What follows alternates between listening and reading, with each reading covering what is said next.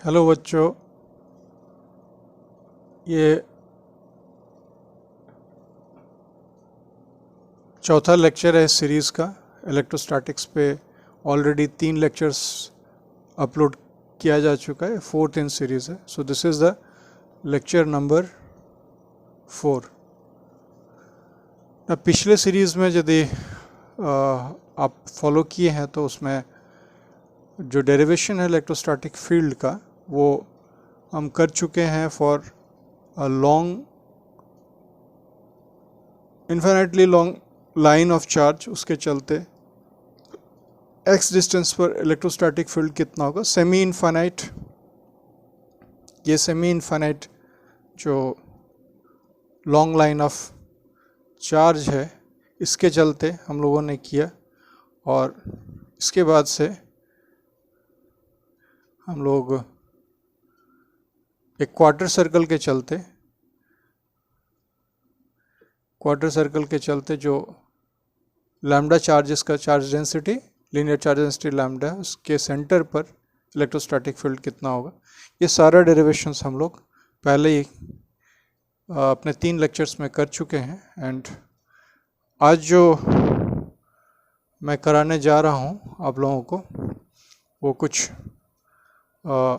Dipole के बारे में, उसके चलते जो इलेक्ट्रोस्टैटिक फील्ड है उसको आज डिस्कस करेंगे। तो सबसे पहला जो क्वेश्चन है वो है व्हाट इज डायपोल।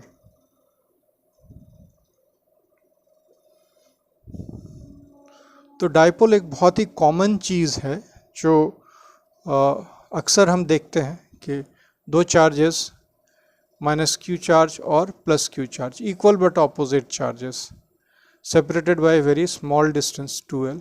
अब इस जो assembly of charges minus Q और प्लस क्यू है उसके चलते हम फील्ड निकालने की कोशिश करते हैं at a distance r, and the condition is कि r must be much greater as compare to 2l और l।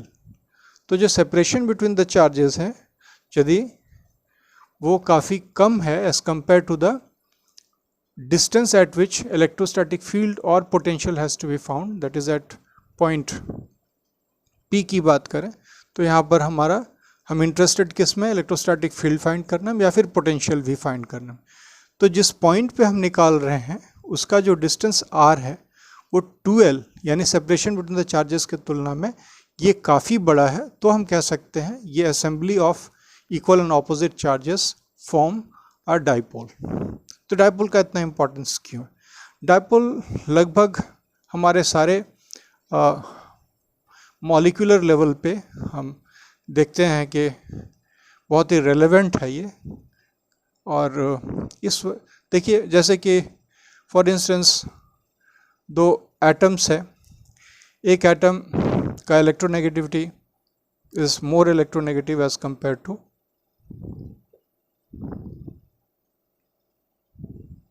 The other atom. Supposing if this is A atom, this is B atom, तो ये ज़्यादा electronegative है, ये कम electronegative है। और मान लीजिए कोवेलेंट बॉन्ड फॉर्म करता है by sharing a pair of electrons between them. तो अब जो ज़्यादा इलेक्ट्रोनेगेटिव है, by the definition of electronegativity, ये जो शेयर्ड पेयर ऑफ इलेक्ट्रॉन्स है ये ज़्यादा टाइम स्पेंड करेगा बी पे और कम टाइम स्पेंड करेगा ए पे, जिसके चलते एक स्लाइट सेपरेशन ऑफ चार्ज आ जाता है माइनस डेल्टा और प्लस डेल्टा का। ठीक है, तो इस तरीके का जो मॉलिक्यूल्स है काफ़ी आम है, और इस वजह से भी हम लोग इसके द्वारा जो इफेक्ट होता है इलेक्ट्रोस्टैटिक फील्ड का, पोटेंशियल का, ये सब स्टडी करना बेहद ज़रूरी है। तो इस आधार पर हम बोलते हैं कि जो इस तरीके का एग्जिबिट करता है डायपोल कैरेक्टरिस्टिक्स, उसको बोलते हैं हम लोग पोलर मॉलिक्यूल्स या फिर पोलर सब्सटेंस बोलते हैं। और जिसमें डायपोल मोमेंट 0 होता है उसको बोलते हैं हम लोग नॉन पोलर मॉलिक्यूल।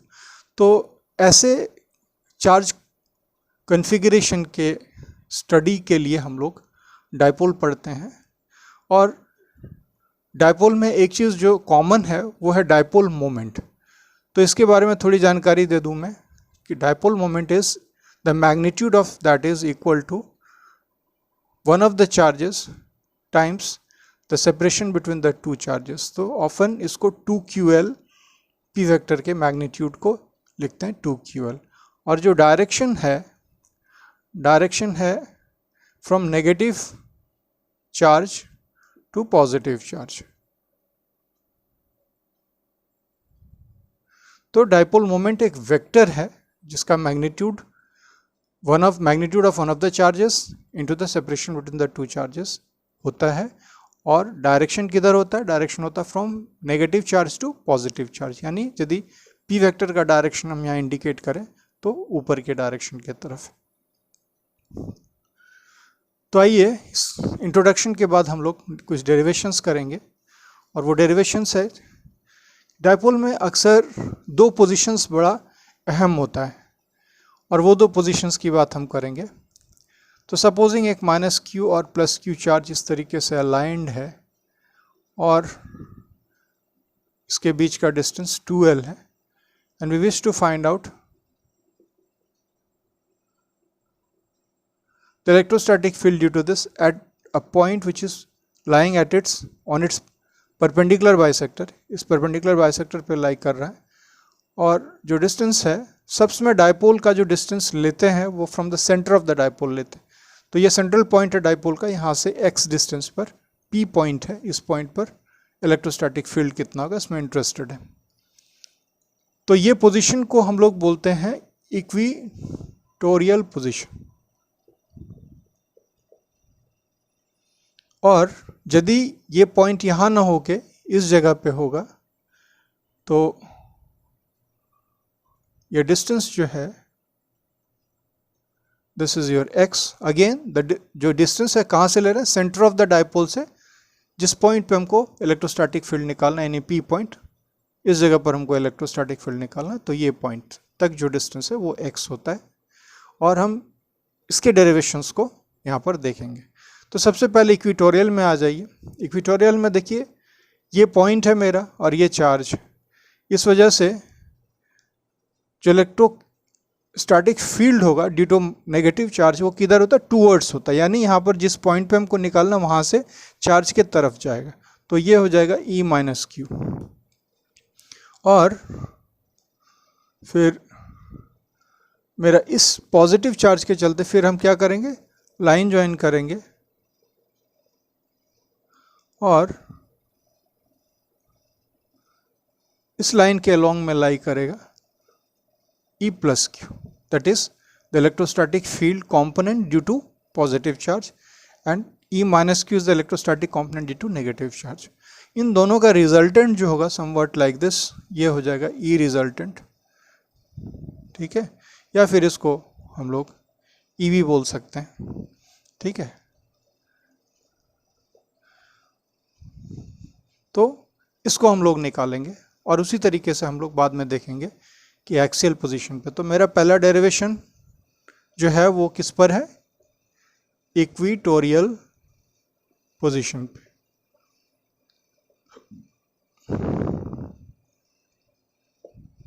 इस पोजीशन पे इसको P के बदले हम Q लिख सकते हैं। तो ये पोजीशन जो है वो हम P कर देंगे। अभी क्या है, जैसे कि हमको E - Q निकालना है, इसका मैग्नीट्यूड क्या हो जाएगा? K Q। तो डिस्टेंस कितना है? ये डिस्टेंस है, x तो मेरा यहाँ से यहाँ तक है और ये वाला L हो जाएगा। तो ये यदि डिस्टेंस R हम लें तो दिस इज √L² + x²। तो ये डिस्टेंस हो जाएगा। तो यहाँ पर हो जाएगा R², ये KQ / R² की जगह पे हम लोग क्या लिखेंगे? L² + x² √² तो ये KQ / L² + x², ये हो जाएगा E - Q। उसी तरीके से E + Q मैग्नीट्यूड सेम होगा, केवल डायरेक्शन में अंतर है।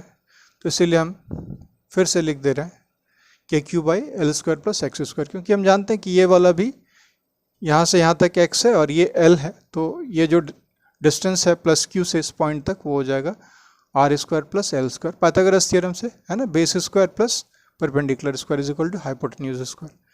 तो अगेन मेरा जो डिस्टेंस है वो इसी के बराबर आ जा रहा है, this distance is equal to this distance, same. अभी जो रिजल्टेंट होगा है ना, ये रिजल्टेंट ये कितना होगा? तो सवाल है कि हम यदि इसको थीटा मानते हैं, ठीक है, और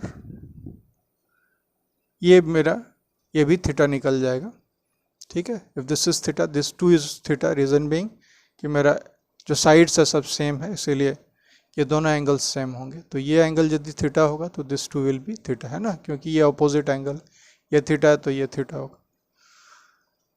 तो अब ये मेरा बच जाता है, ये टोटल एंगल कितना हो जाएगा? 180 माइनस 2 थीटा, ये टोटल एंगल।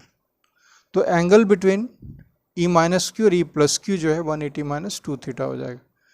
अभी इसका रिजल्टेंट क्या हो जाएगा? हम लोग रिजल्टेंट का फॉर्मूला जानते हैं, C is equal to root under A square plus B square plus 2ab into cos theta, where theta is the angle between A vector and B vector, ये हम लोगों को पता है पहले से। तो इसी में यदि ए और बी का मैग्नीट्यूड सेम रहता है तो यहाँ पर हो जाएगा 2a स्क्वायर और इधर भी 2a स्क्वायर कॉस थीटा होता है। अब 2a स्क्वायर कॉमन ले लेंगे, 1 प्लस कॉस थीटा बचेगा, और 1 प्लस कॉस थीटा हम जानते हैं कि कितना होता है 2 कॉस स्क्वायर थीटा बाई 2। तो इस सबको यदि मिला देते हैं तो 2a कॉस थीटा बाई 2, यदि a इक्वल टू बी होता तो, ठीक है, if a is equal to B होता तो 2a cos theta by 2, यानी twice into the magnitude of one of the vectors into cos of the angle, half angle between the two vectors. तो ये मेरा फॉर्मूला है, इसी फॉर्मूले को हम यहाँ पर इस्तेमाल करेंगे। तो मेरा जो ई रिजल्टेंट है वो क्या हो जाएगा? 2 टाइम्स, ये देखिए दोनों मैग्नीट्यूड सेम है, इसलिए K Q by L square plus R square करेंगे, सॉरी एक्स स्क्वायर करेंगे, और इसके साथ क्या था? Cos of theta by 2। अब देखिए total angle between the vectors कितना है मेरा? 180 माइनस 2 थीटा। तो इसका यदि हाफ करेंगे तो 90 माइनस थीटा हो जाएगा, तो ये हो जाएगा कॉस 90 माइनस थीटा। इस हिसाब से 2 के Q L square plus x square, ये कॉस 90 माइनस थीटा क्या हो जाएगा? साइन थीटा, ठीक है। अब साइन थीटा क्या होता है यहाँ पर? परपेंडिकुलर बाय हाइपोटेन्यूज, तो इसको लिख लेंगे, परपेंडिकुलर एल है, hypotenuse root under L square plus